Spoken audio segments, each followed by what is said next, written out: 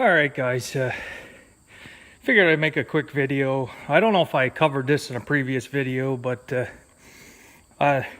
you an overview of the New Holland 489 Haybine that I have and let you know why I have it and how I came to get it and kind of the history of my experiences with Haybines. Like I said, I think I did make a video about it, but I don't think I ever posted it, and I must have deleted it. So, gonna be hooking it up here shortly. Tomorrow, today was nice and yesterday was nice, but I didn't quite get the 3 days in a row I was looking for. There's severe thunderstorms in the forecast for tomorrow, and you can feel it. It's very humid and very hot today, even though it's sunny out, but it is very quiet. You hear the crickets, but you always tell when there's weather coming or there's not much noise. It just seems very calm and quiet. So yeah, in the hourly forecast, it looks like it's coming tonight. So I'm hoping tomorrow afternoon after this blows through to start getting some more hay taken care of for the year. But you've seen me mow with this. This is actually my third Haybine. And not that I wore them out or broke them or anything. It was just I just never could decide whether I wanted to stay making hay or not. I had a 489, I want to say about 7-8 years ago. And I actually got it for nothing. The neighbor had it, and he had a busted Wobble Box, and he priced a Wobble Box, and he found out what was involved with changing it. And he had upgraded and he gave it to me, said I could have it. And that one was pretty nice. It had the hydraulic tongue. This one doesn't have it on. And I don't know if it had it on at one time, but there's a plate that bolts here and then your cylinder to have hydraulic tongue on it. It doesn't do me any good because the 685 only has one set of remotes on it. So, and this tongue on these, if you've ever had a 489 or most of the New Hollands, I find they are easy to swing these tongues, especially if you keep them greased. Most times all I have to do is put it in gear and in a higher gear and just let out the clutch and it'll just pop right over into one of the 3 holes. But I had this one I got for nothing, and I knew of a farm 30 miles away that had one of these in the weeds, and I thought at the time that it was in good shape. So I went out to look at it to see if the Wobble Box was good, and sure enough, it was good.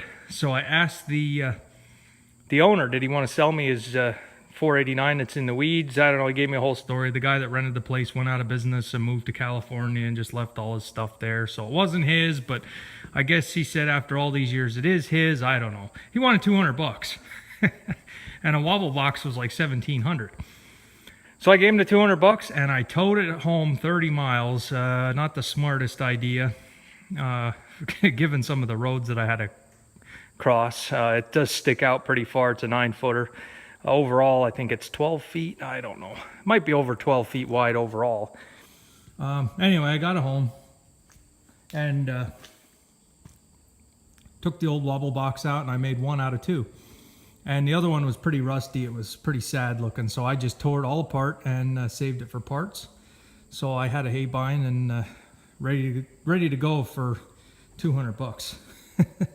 So you can't beat a deal like that. But I just didn't want hay at the time. I was over at my dad's and there wasn't that much ground to begin with. And I didn't want to have too many hay acres any more than I had to. So I sold all my hay equipment back at that time.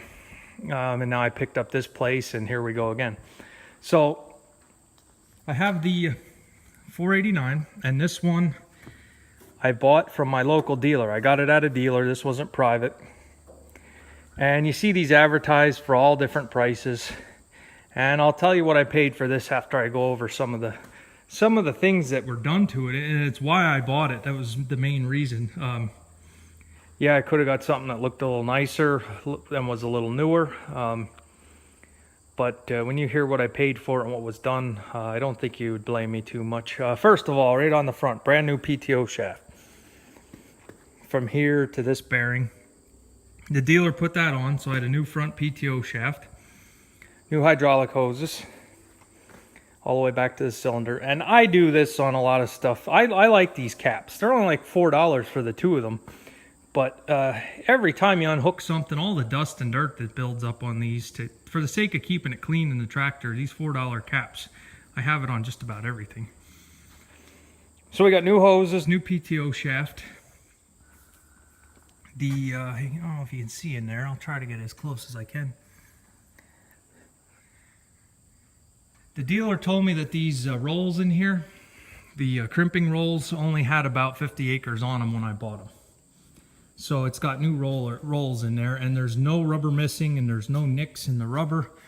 I mean, they are as clean and shiny as can be.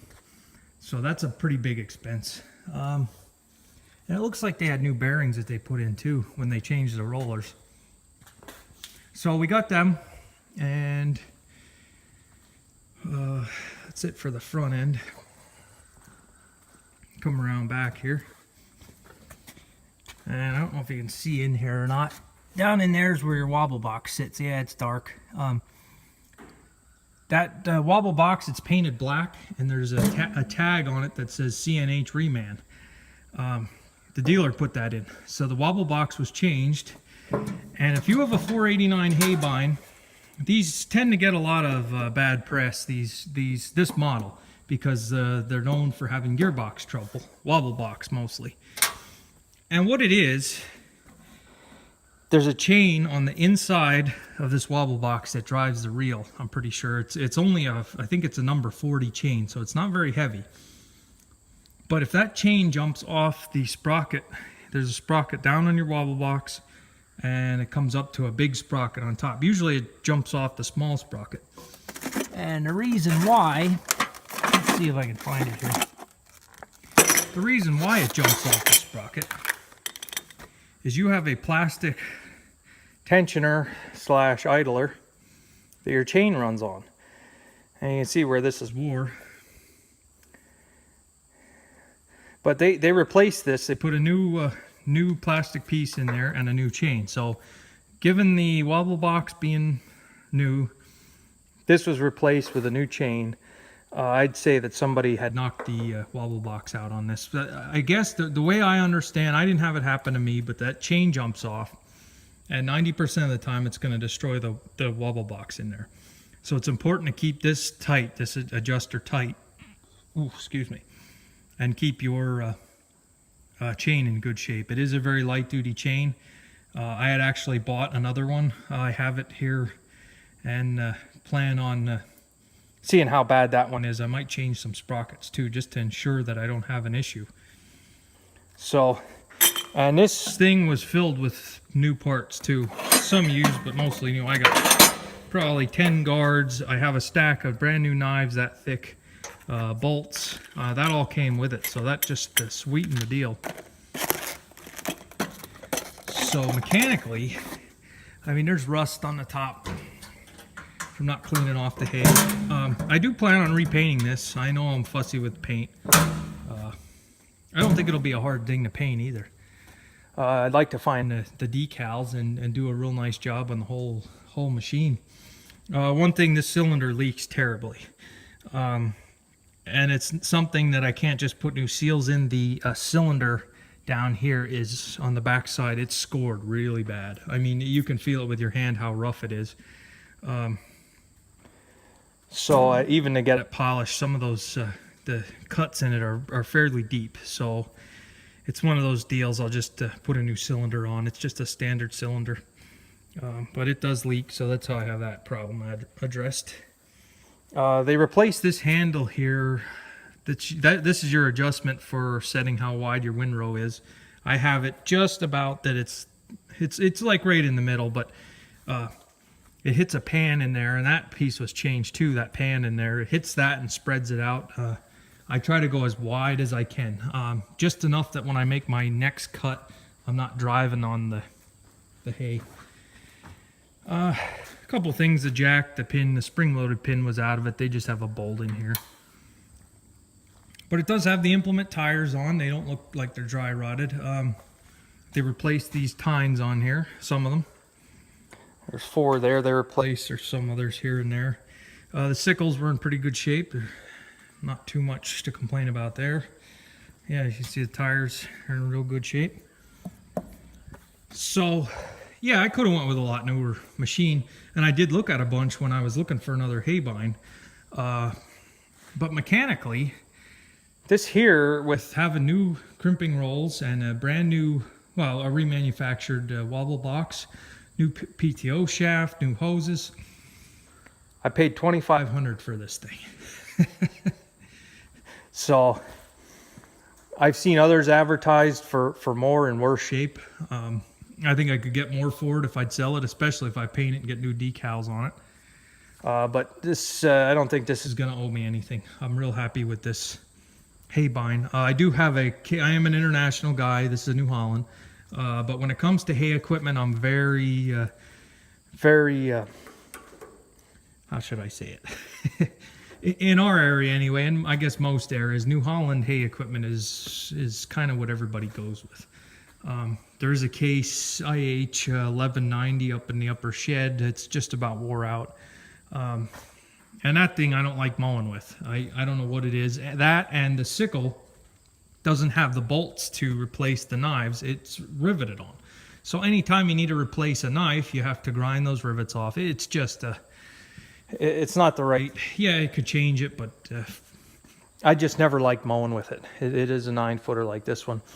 This just runs so smooth, and it's almost a perfect match for the 685. I can do a real nice job cutting and get a nice clean cut out of this. So yeah, for $2,500, I didn't worry about the visual of what it looked like. So yeah, this is Haybine number 3, 2, somewhere in there, and I'm probably going to hang on to this one, especially if I repaint it. We'll see. I want to first see if I can find the decals. But thanks for watching, guys. And anybody has any questions about these New Holland 489s, like I said, I had one. I took it completely apart and shelved all the parts, so I had extra parts. Pretty familiar with them. If you do need a wobble box, don't take your reel off. Even though that's what the service manual will tell you. You don't have to. You can get it in the back. So that's what it is. Thanks for watching.